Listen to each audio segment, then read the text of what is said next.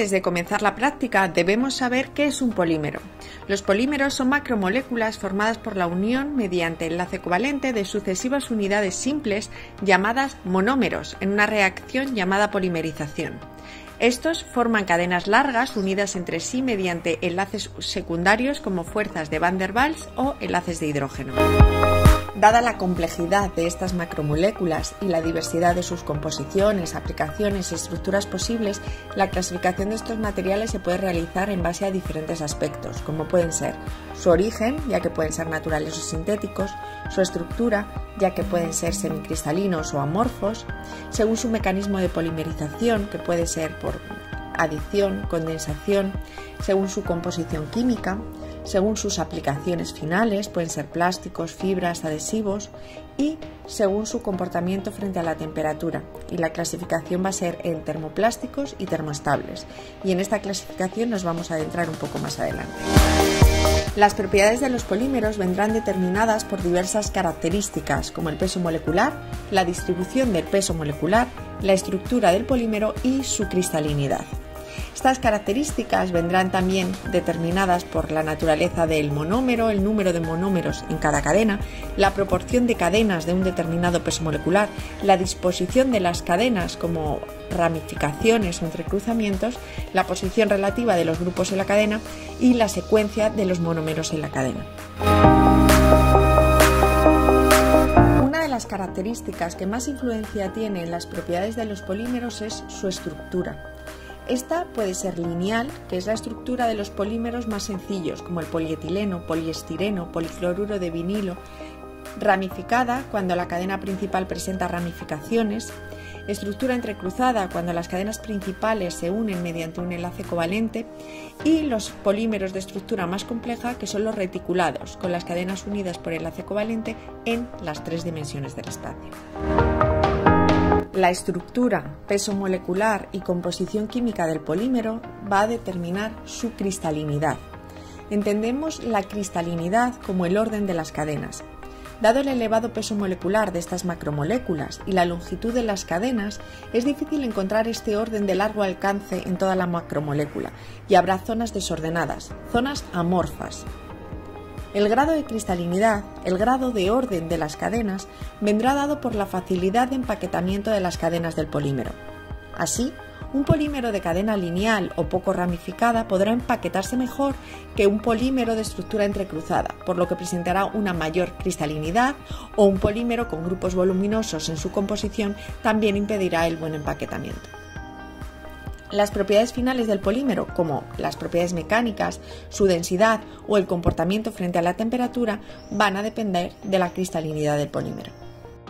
Al igual que en otros materiales cristalinos, como materiales metálicos y cerámicos, los polímeros cristalinos presentan un cambio de fase de sólido a líquido al aumentar la temperatura.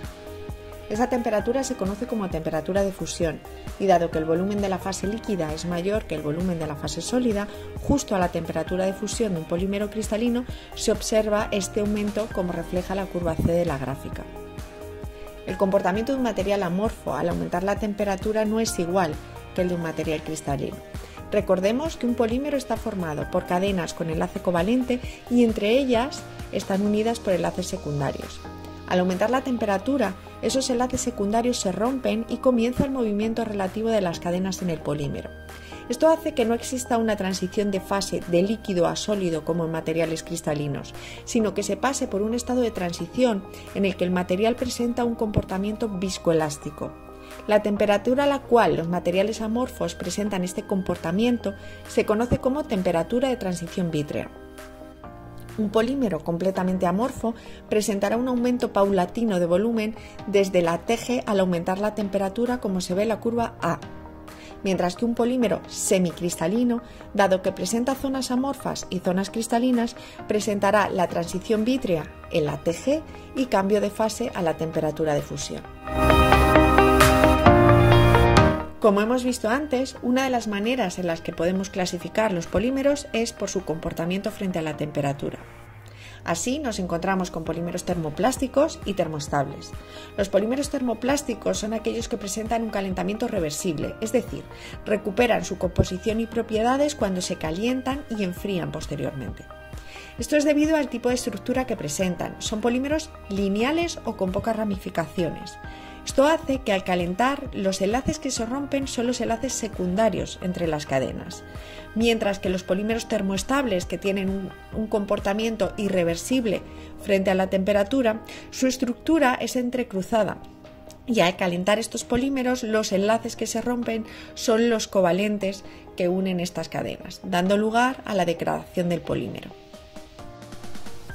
En esta transparencia podemos ver algunos ejemplos de termoplásticos de uso común, como pueden ser el polietileno, el policloruro de vinilo, el propileno, el politetrafluoretileno, el poliestireno, el poliacrilonitrilo y el poliacetato de vinilo. Algunos ejemplos de termoplásticos de ingeniería son la polisulfona, el nylon o el policarbonato. Estos polímeros, aunque presentan un monómero de composición más compleja que los anteriores, también presentan una cadena lineal y también se clasifican como termoplásticos.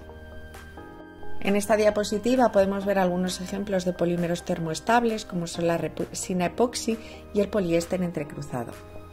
Existe un tercer tipo de polímeros que no entra en la clasificación anterior, pero que merece la pena ser estudiado porque sus propiedades físicas y mecánicas están muy relacionadas con la estructura de sus cadenas, igual que en los dos tipos de polímeros anteriores.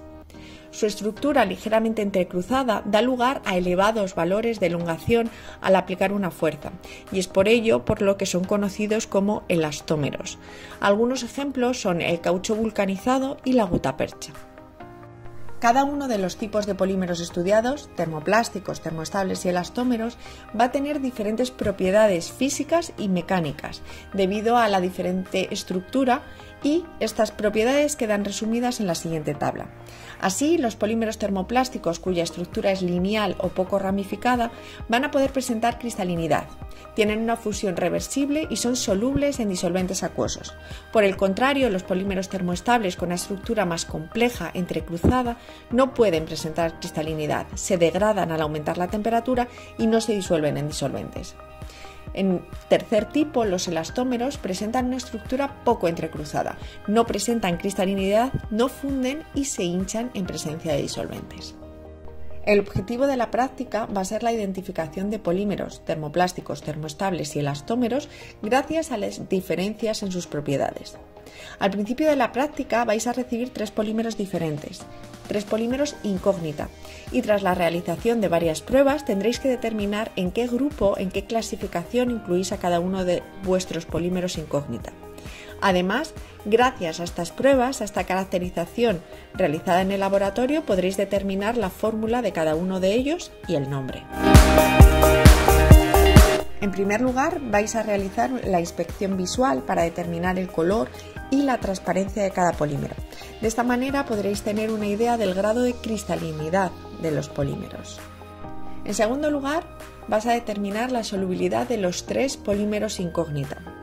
Para determinar la solubilidad de los polímeros se han disuelto todos los polímeros en diferentes disolventes: tolueno, cloroformo, eteretílico, etanol, tetrahidrofurano, hidróxido sódico y ácido clorhídrico. En esta parte de la práctica deberás determinar si tus polímeros incógnitas se disuelven, no se disuelven o se hinchan. Para estudiar el comportamiento frente a la llama de los polímeros incógnita, se mantiene una pequeña muestra de polímero en forma de granza en una espátula. La espátula la debes sujetar sobre la llama de un mechero Bunsen. La llama producida por los gases de combustión originados son característicos para cada tipo de polímero y además el residuo tras el experimento te dará pistas sobre la naturaleza del polímero. Recuerda que este experimento se debe realizar en campana extractora. Mediante el test de pirólisis se puede estudiar el comportamiento de degradación del polímero, así como la naturaleza de los gases de combustión. Coloca el polímero en forma de granza en un tubo de ensayo. En el extremo coloca un trozo de papel indicador de pH doblado. Sujeta el tubo de ensayo y caliéntale sobre el mechero Bunsen. Recuerda que la apertura del tubo debe estar mirando hacia la pared de la campana y que debes mover en círculos el tubo durante el calentamiento. De nuevo, este experimento se debe realizar en campana extractora.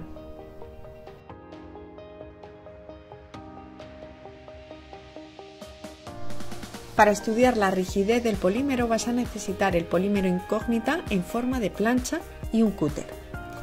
Intenta arrancar viruta realizando un corte en el vértice de la plancha. Fíjate si tras el corte se arranca viruta de la plancha o por el contrario solo se arranca material en forma de polvo. Realiza este experimento con cuidado y bajo la supervisión del profesor. Gracias a esta prueba, conocida como prueba de Waldstein, vamos a poder comprobar si el polímero incógnita tiene cloro en su composición o no. Para ello vamos a calentar un hilo de cobre que debes sujetar con las pinzas de madera sobre un mechero Bunsen. Después, ponlo en contacto con el polímero en forma de plancha e intenta arrancar parte del material. Al contacto de nuevo con la llama, podrás ver coloración azul si la composición del polímero incógnita presenta cloro. Recuerda que también debes hacer este experimento en la campana extractora.